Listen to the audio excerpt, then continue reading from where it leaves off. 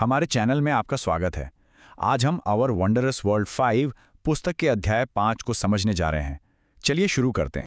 चलिए जरा अपनी यादों में वापस चलते हैं।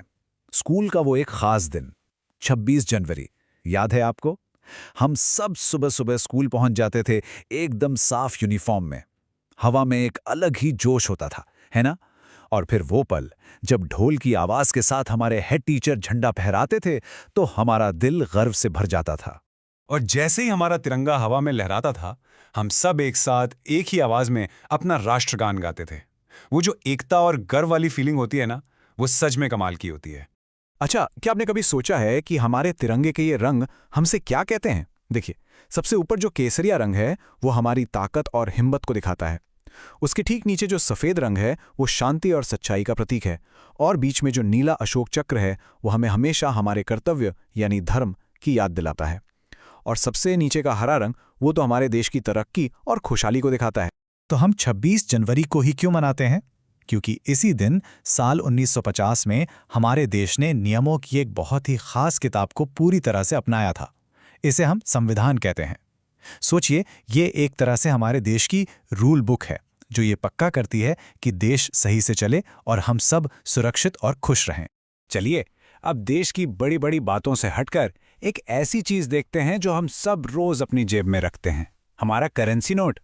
आपको अंदाजा भी नहीं है कि इसमें कितने राज छिपे हैं। आइए आज उन्हें ढूंढते हैं। सच बताइएगा, क्या आपने कभी अपने हाथ में रखे किसी नोट को बस ध्यान से देखा है? सिर्फ पैसे की तरह नहीं, बल्कि एक कहानी की तरह। आज हम वही करने वाले हैं। तो सवाल यह है कि आखिर इस छोटे से कागज के टुकड़े पर, हमारे नोट पर क्या क्या छिपा हो सकता है? तैयार हैं आप ये जानने के लिए? ये देखिए, सबसे पहले तो महात्मा गांधी जी की तस्वीर। पर मजे की बात यह है कि नोट पर उनकी एक नहीं बल्कि दो तस्वीरें होती हैं। एक तो सामने ही दिखती है और दूसरी वो तब दिखती है जब आप नोट को रोशनी की तरफ करके देखते हैं। है ना कमाल? इसके अलावा नोट की कीमत कितनी सारी अलग अलग भाषाओं में लिखी होती है। स्वच्छ भारत अभियान का चश्मे वाला लोगो भी होता है। और हाँ, हमारा राष्ट्रीय प्रतीक वो 3 शेर भी यहीं पर हैं। तो जैसे हमने नोट पर वो 3 शेर देखें, वैसे ही हमारे देश के और भी कई राष्ट्रीय प्रतीक हैं। ये प्रतीक सिर्फ तस्वीरें नहीं हैं, ये हमें याद दिलाते हैं कि एक भारतीय होना कितनी गर्व की बात है। तो चलिए, अब आपकी बारी। एक पहेली पूछता हूं, जरा दिमाग लगाइएगा। मैं नारंगी रंग का हूं, मेरे ऊपर काली धारियां हैं और मैं घने जंगल में घूमता हूं। मेरी एक दहाड़ से पूरा जंगल कांप उठता है। बताओ मैं कौन हूं, ताकतवर और शानदार? सोचिए सोचिए। जी हाँ, बिल्कुल सही। ये है बाघ, हमारा राष्ट्रीय पशु, जो हमारी ताकत और हिम्मत का प्रतीक है। वाह, बहुत बढ़िया। चलिए एक और पहेली हो जाए। मैं बारिश में खुशी से नाचता हूं। मेरे हरे और नीले पंख बहुत खूबसूरत हैं।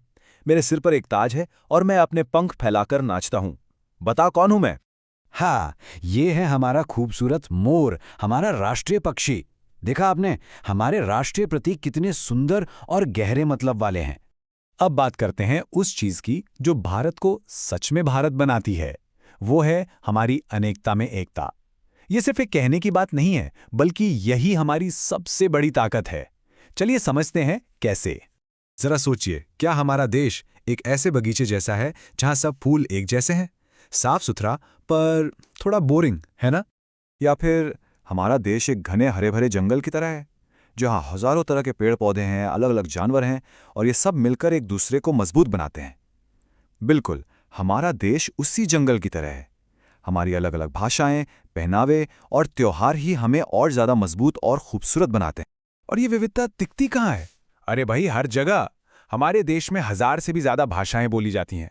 हर राज्य का अपना पहनावा है, कहीं साफा, कहीं पगड़ी तो कहीं टोपी। खाना, त्योहार, गाने, कहानियां, सब कुछ कितना अलग और कितना रंग बिरंगा है। यहां तक कि ढोल, तबला, मृदंगम जैसे बाजों की ताल भी हर जगह अलग अलग होती है। और मजे की बात यह है कि इतनी सारी अलग अलग चीजें होने के बाद भी हम सब एक हैं। भारत की असली खूबसूरती इसी में है कि यहाँ पुराना और नया दोनों एक साथ मिलकर एक रंगीन चादर बनाते हैं। इसे ऐसे समझिए, एक तरफ हमारे पास योग और आयुर्वेद जैसी हजारों साल पुरानी विरासत है, तो दूसरी तरफ हमारे वैज्ञानिक आसमान में रॉकेट छोड़ रहे हैं। एक तरफ हम पारंपरिक संगीत सुनते हैं, तो दूसरी तरफ एक क्लिक में डिजिटल पेमेंट भी कर देते हैं। ये नई चीजें पुरानी को खत्म नहीं कर रही हैं, बल्कि हमारे देश की तस्वीर में नए रंग भर रही हैं। इस किताब की एक लाइन इस बात को बहुत खूबसूरती से बताती है। ये सभी अलग अलग धागे एक साथ मिलकर एक मजबूत, जीवंत चादर में बुने हुए हैं, जो ऊर्जा, रंग और जीवन से भरपूर है। क्या बात है!